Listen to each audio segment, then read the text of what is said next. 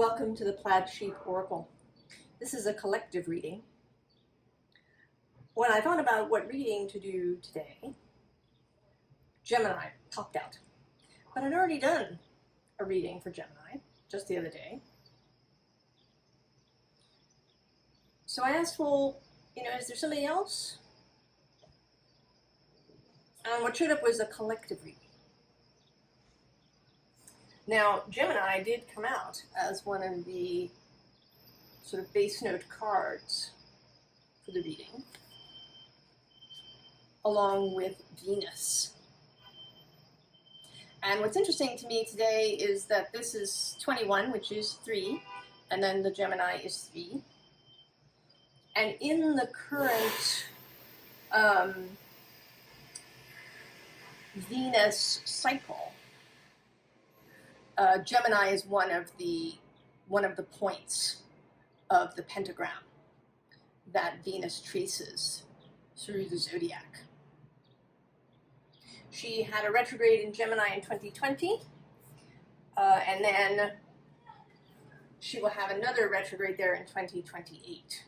So these are numbers associated with Venus, 5, 8, the pentagram, and retrogrades returning every 8 years.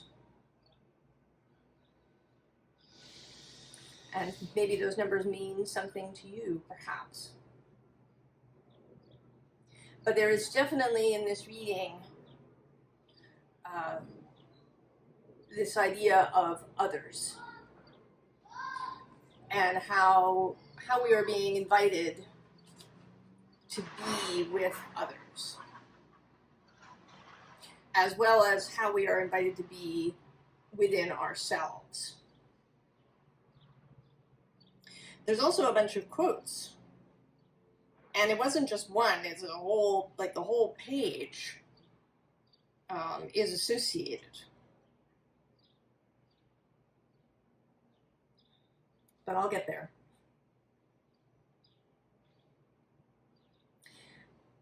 So we start with this 5 of fire, and that's a little owl there. This is a new deck for me, and I've really been enjoying it, this Sacred Wed Tarot. And I'm actually going to read to you from the book. When the forbidding night bombards you with worry and frustration, when you feel helpless and alone, be still. Soften your grip on your need to be in control, your desire for certainty and your dread of the unknown. Release your dark thoughts on the wing of the night. Tune into the rhythm of your heart, for it is a constant reminder of your connection to the sacred fire, the immortal flame of spirit. Find ways to cooperate with your own internal fire, your own radiant soul. Let it light the way. A glowing, magnificent world lives within you, so bright, so beautiful. Be confident that your dedication to your purpose and an open heart will guide you well through the realms of potential that have yet to be explored. They are the kind reminder that you are already home. And the key word is cooperation.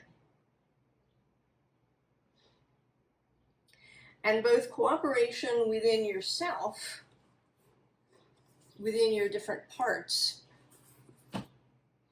but also cooperation with your fellowship with the invisible world, and cooperation with others around you.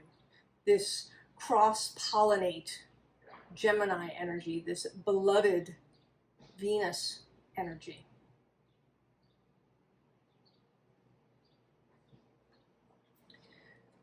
So these next few cards, this is the 4 of feathers, the 4 of air.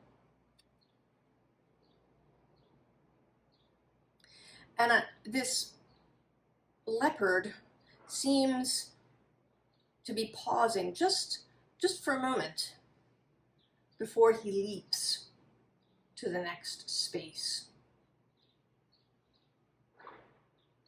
But it's not a long pause. This is not some deep rest or retreat. This is just Just a pause, a brief pause. So he's not rushing in, but he is moving.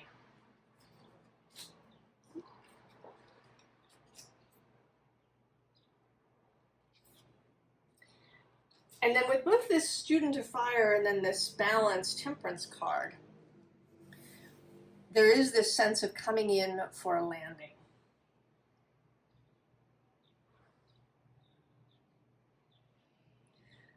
I think we've all been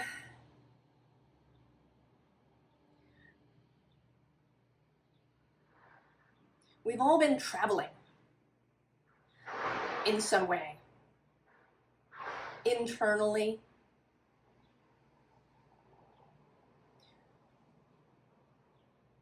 like a kind of internal pilgrimage, or what's coming to mind is the Canterbury Tales of, you know, maybe stopping at an inn along the way on this journey of traveling and hearing some stories, maybe telling our own story, and having this internal process. But that now we are coming in for a landing. This traveling is coming to a close. Now this may not be the last time we do this traveling. It may come around again. But at the moment we are coming in for a landing, and we are coming in for a landing to meet someone.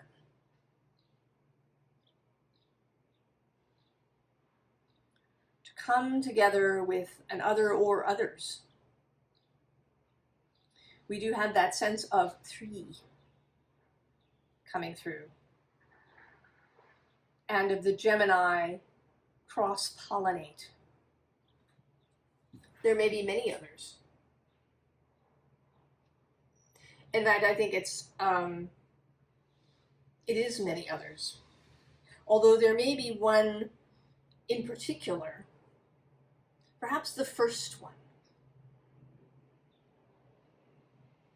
that we really make contact with and reveal ourselves to. So the first quote is from Mary Oliver. One day you finally knew what you had to do and began. That is this landing. And it's not that you know everything that's going to happen. Because we do have this wheel, this 10, this wheel of fortune, this wheel of life.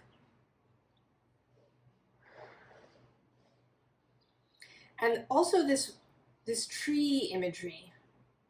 Something that came up for me in my personal reading this morning was 2 cards from my deck that I made. Sap and World Tree. And actually also Forest. So these 3 cards coming together, that the sap is rising in your world tree. And not just in your own world tree, but in the forest in general. That the sap is rising. And interestingly, it's not technically the time when that happens. That's at least not here in the Northern Hemisphere. We're about to enter that space in the Southern Hemisphere. Come into spring when the sap rises. But there is something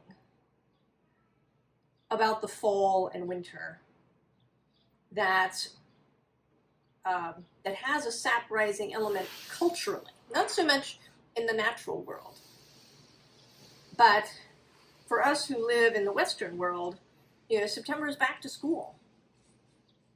And I think that even long after you've left school,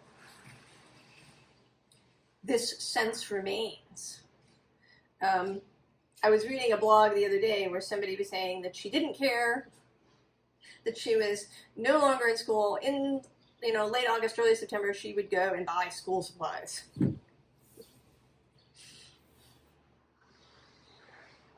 And I don't know if you're like that. I mean, do you have that thing about stationary things? Right? Crisp paper and pens and ink and pencils and sharpening pencils to a point.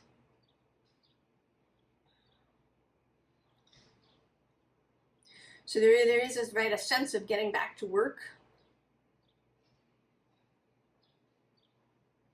in September.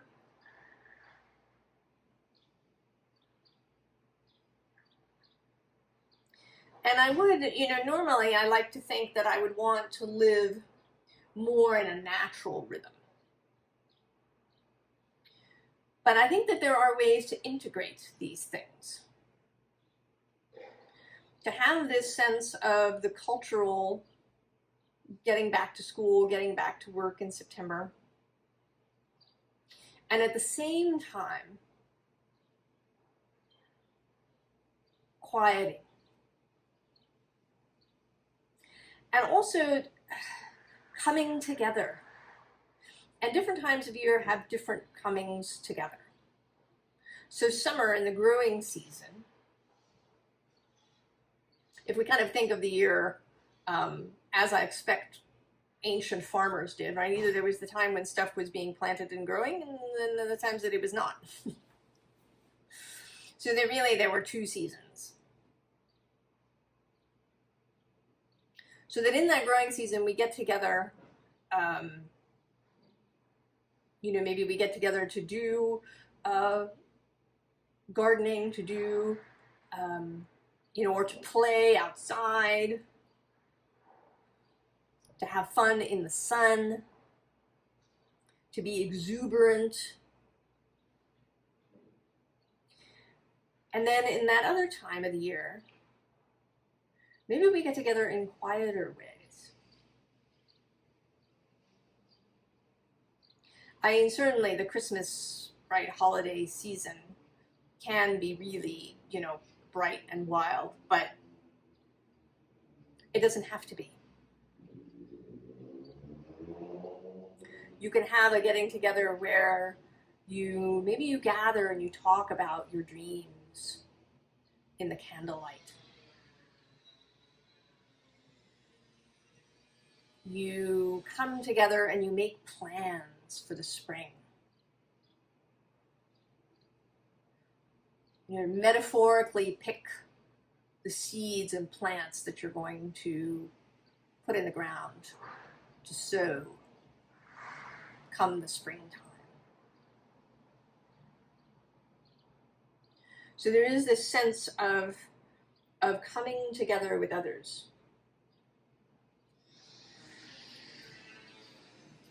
Now we have this burden card, and this feels today like tying things up. Tying up the burdens. Tying up the last loose threads. And right below that is justice. And then the Chariot. And these cards will come again. And with this justice in particular, this sense of planting your sword.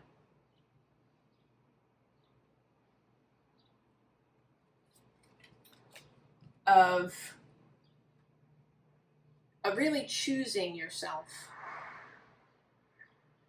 And choosing how you are going to step out into the world and into this group dynamic. And that brings us to quote number 2, Emily Bronte. I'll walk where my own nature would be leading. It vexes me to choose another.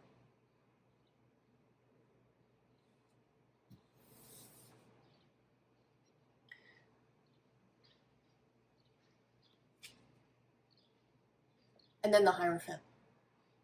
Leadership. And not in an emperor sort of managing things way, but in a spiritual way, spiritual leadership. Does that make you feel really uncomfortable? It kind of makes me uncomfortable.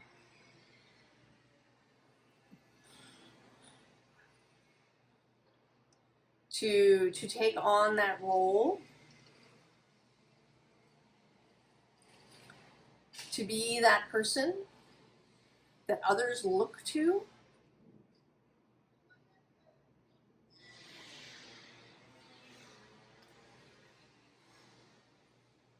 It's a little frightening. It's a sense of responsibility. And I suspect that you've actually had this role for a long time.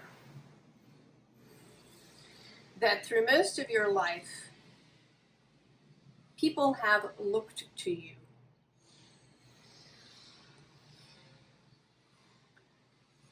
Even if it was in a really subtle way. Even if it's just that they didn't think that you needed help. That you were complete. That you were somebody they didn't need to worry about.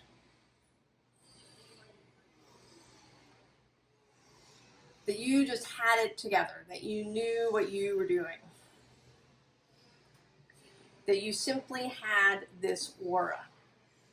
And this is not to say that underneath you weren't quaking, or troubled, or lonely. But just to say that your aura, the self of you, your wider self, your intrinsic self, is this.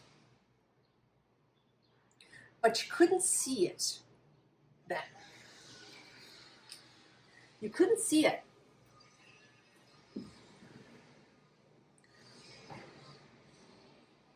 At least not in all areas of your life.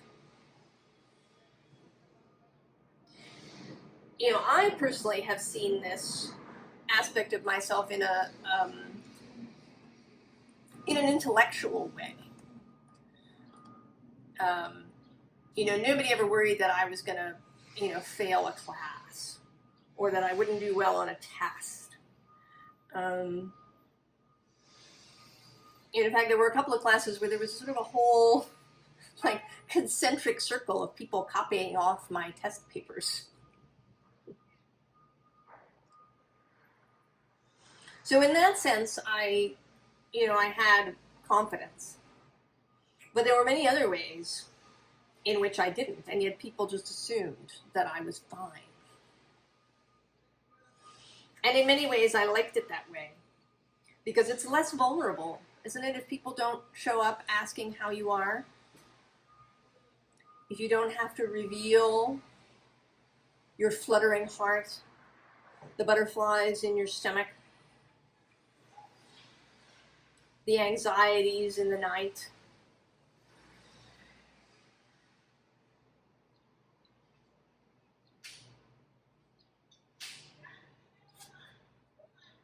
Right? Keeping those vulnerabilities to yourself.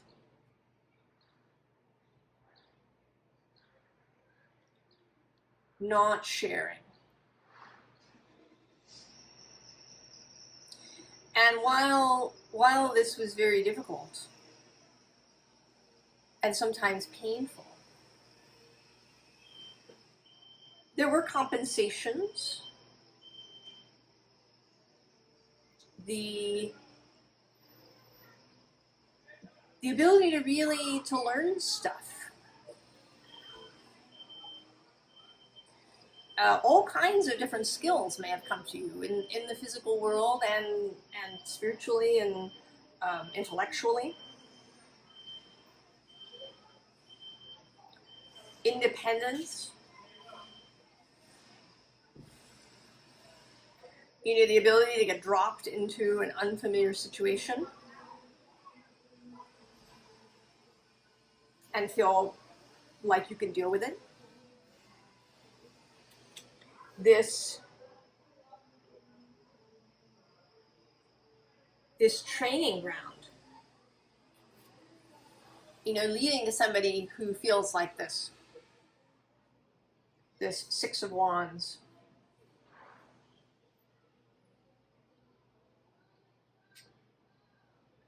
You know, and just now there was this rising noise outside. You're actually not going to hear it because I'm going to adjust this video for background noise because it can be distracting and frustrating. But as I was talking about this internal secret vulnerability and the ability to hold yourself,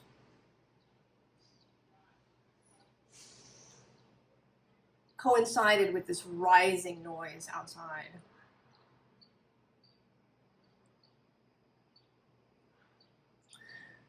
So your task more recently has been softening, has been flowering, has been coming to really see yourself as this success. You know, there's this sort of barren, perhaps even almost burned today, it looks sort of burned landscape behind this person. But she's no longer concerned with that.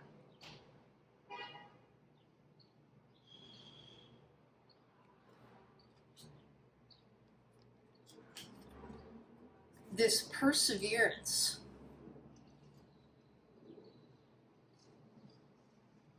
and I like this particular Seven of Pentacles, even though I don't really like the word persevere, because there is this sense of rising.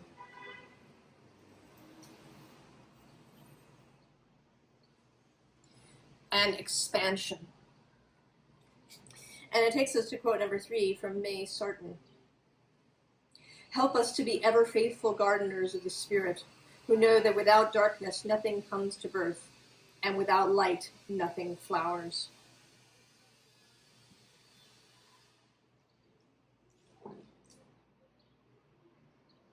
So these are the fruits. And what we have to do is to drop this sense of weight. Because maybe we've had it. Maybe we feel like it's really sucked in many ways to hold ourselves apart, to not share ourselves, to feel this dread, this fear about sharing, to feel afraid of intimacy, to not have intimacy in our lives, even though, you know, we've had a longing for it. But we have to let that go. There's no way around that. You have to drop it. Because if you try to keep carrying it, you can't. This person isn't carrying any of that.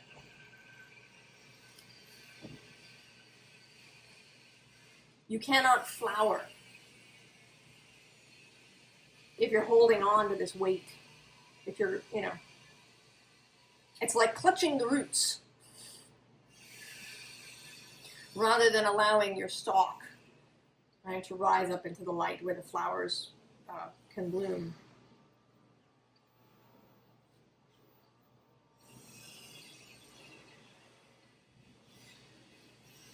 You have to let that weight go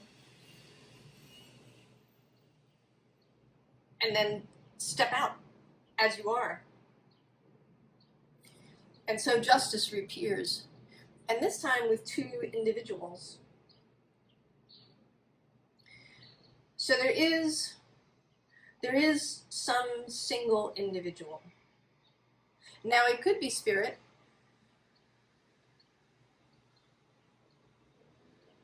It could be that you form a real kind of whole life partnership with spirit. But I feel like there is some other person. And this could be a romantic partner, but it doesn't have to be. It could be a really good friend, a sibling. I think that it does feel like somebody who is a peer. So not a parent. Although, now that I say that, you know, the sacred Wed Tarot is the project of a mother and son. She conceived it and he is the artist.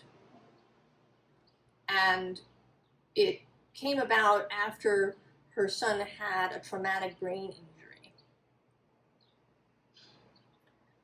And he was making art as a result, or during this process.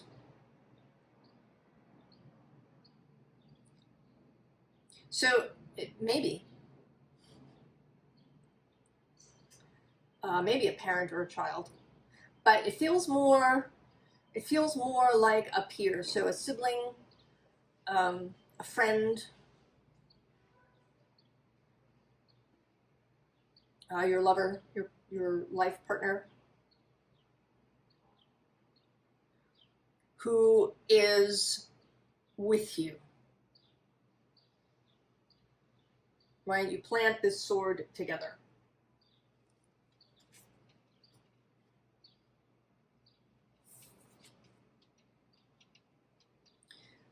We have this Mother of Wands now with her clutch of eggs.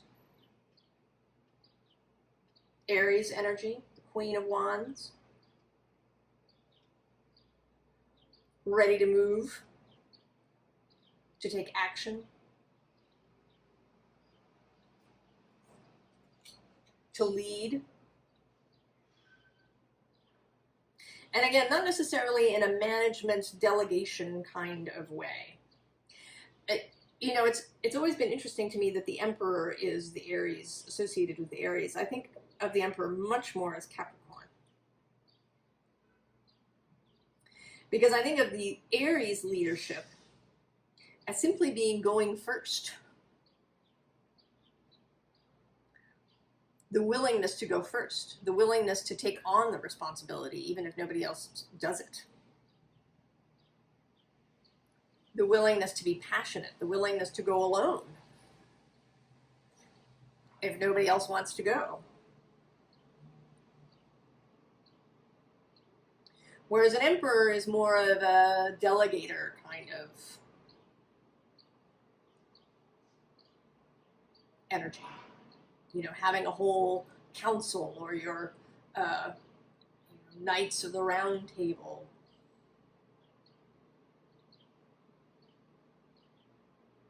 Whereas Aries is very much I'm going to do it myself kind of energy. So this sort of leadership of going first, of doing the thing, of being the example, and doing it around spiritual concepts. Although, one could, right, insert spirit everywhere. How do you manage your money? How do you show up at work? How does all of that get infused with your personal spiritual philosophy?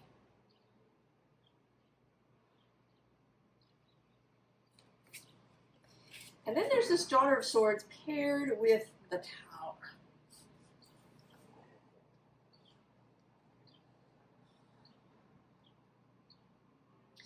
This sense of watching something end and become, right, watching something, I don't want to say destroyed, dismantled, taken apart, radically changed. Because in this tarot card, the tree doesn't as a whole sort of blow up. The tree just loses its little tippy top of its crown.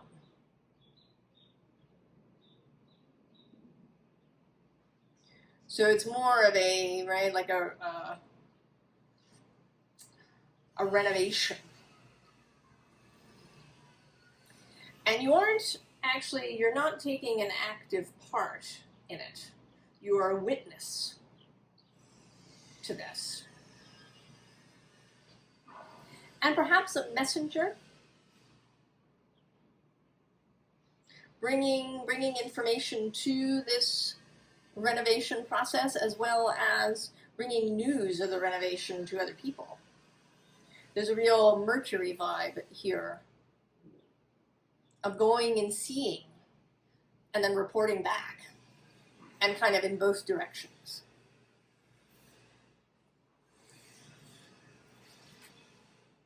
Because maybe now that you have this success vibe, you feel comfortable in both places.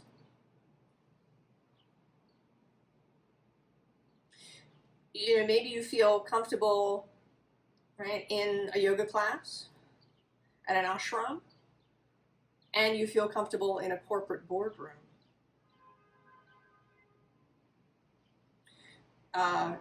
You know, you feel comfortable at a flea market, and you feel comfortable in Bergdorf Goodman.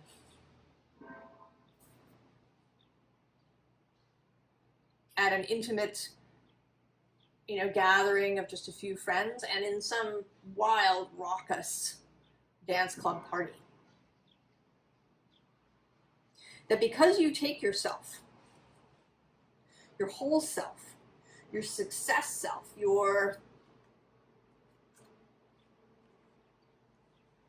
right, this self,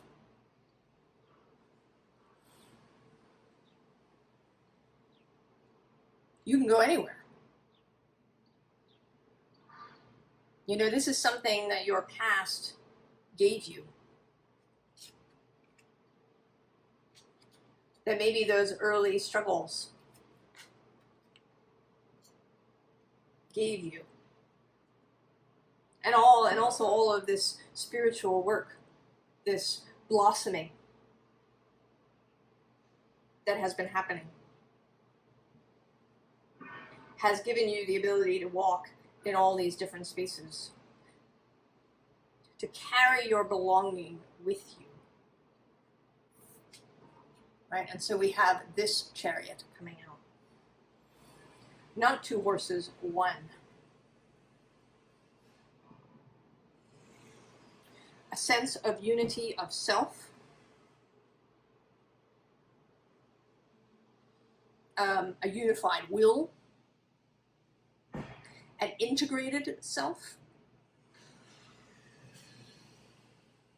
A self that is willing to be vulnerable when that's appropriate. That's willing to go first. That's willing to be the example. That's willing to be responsible, but also sometimes willing to follow. Right? If you meet up with a leader who inspires you, then you can also follow and participate as part of the community. So finding that integrated self, and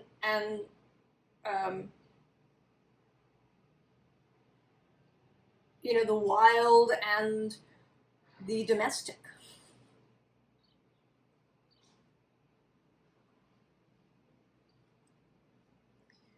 We have here this 10 of Wands again, this bearing of the weight of all of this stuff. And I picture you just sort of stepping out from under it, right? The sap rising up your body, and you just stepping out from under it.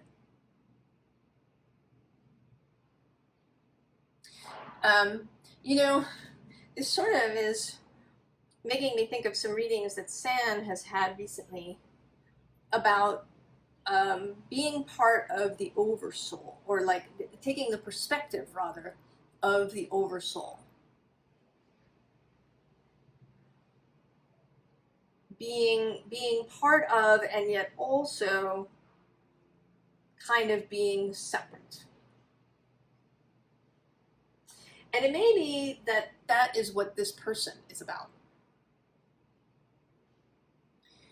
That this person is like you. Really able to see the perspective of the oversoul, to see the big picture, to step out from underneath their burden and really see the whole thing, to be the example, to sometimes be the leader, sometimes be the follower.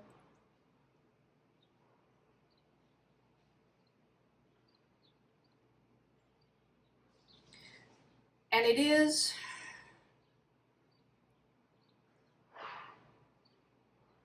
it could initially feel lonely, to always feel slightly distant. But I think that there will be someone with you. There might even, with this sense of three, be two people with you. Could be your family, right? Two people and a child, perhaps, although I don't, that doesn't really feel right exactly. It could also be you, this other person, and spirit. That the two of you really come together, and your fellowships come together as well. So that there's a real cohesive working relationship. I'm actually thinking of the Three of Discs in the Thoth Tarot, which says works.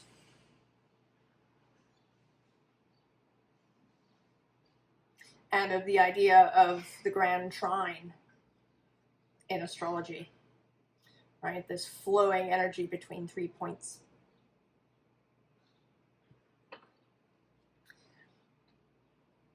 And this idea sort of comes again here. We have the Knight of Wands and the Knight of Pentacles. And I think that that is you and this other.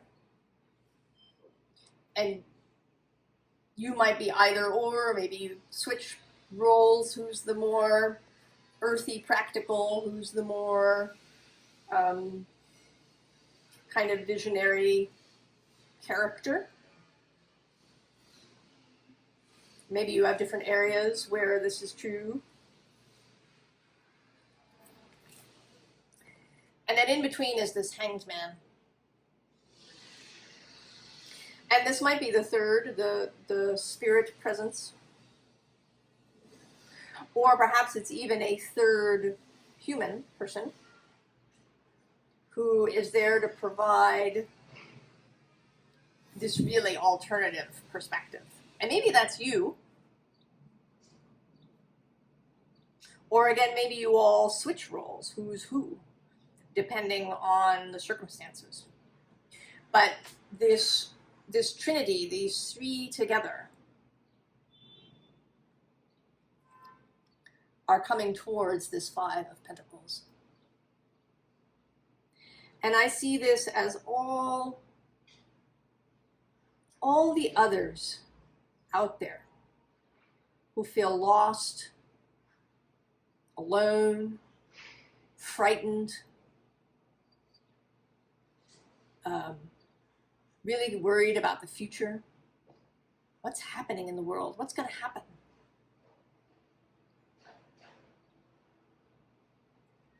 You know, is there going to be something, you know, something horrible going to happen? Is there going to be chaos? Will there be, you know, a collapse of society?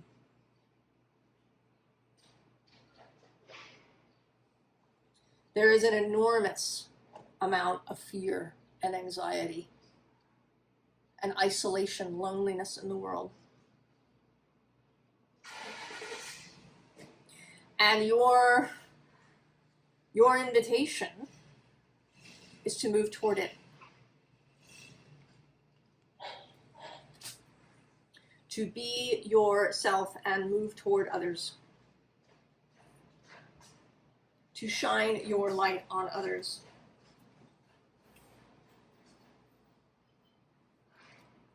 Right, and here we have the Chariot in the advice section. I mean, both this idea of movement forward, unified movement, right, having these two sphinxes move together. Also that this is the card of Cancer, which is concerned with care of others, of creating a beautiful home, space, and environment.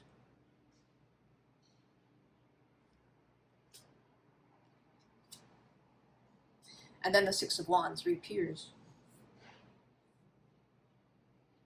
And we have here the Five of Wands and the Five of Cups. So moving towards this.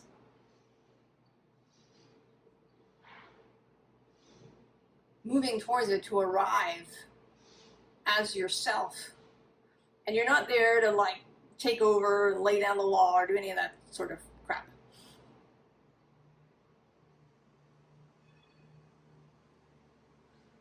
You are there to inspire, to comfort, to share, to illuminate other people's humanity, other people's belonging. To point out that you can, right, you can have constructive conflict. And that, you know, there's these two cups over here. Alternative perspectives. And all of this in moving towards the moon, towards the uncertainty of the future. But to do it with this confidence of success. And that brings us to the final and fourth quote. Queen Victoria. We are not interested in the possibilities of defeat.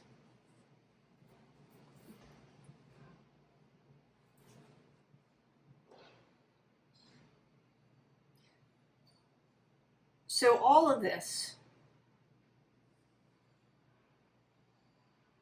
is so inspiring to me. That there are all of you who are ready now to just walk into the world with this inspiring, healing energy, right? Carrying your belonging with you and sharing that with others.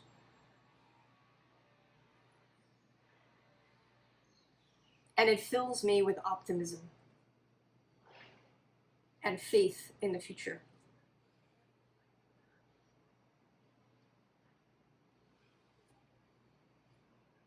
So I'm so glad you're here. And that you're going to accept this invitation. I wish you all the very best as you do it. And I will see you next time. So long.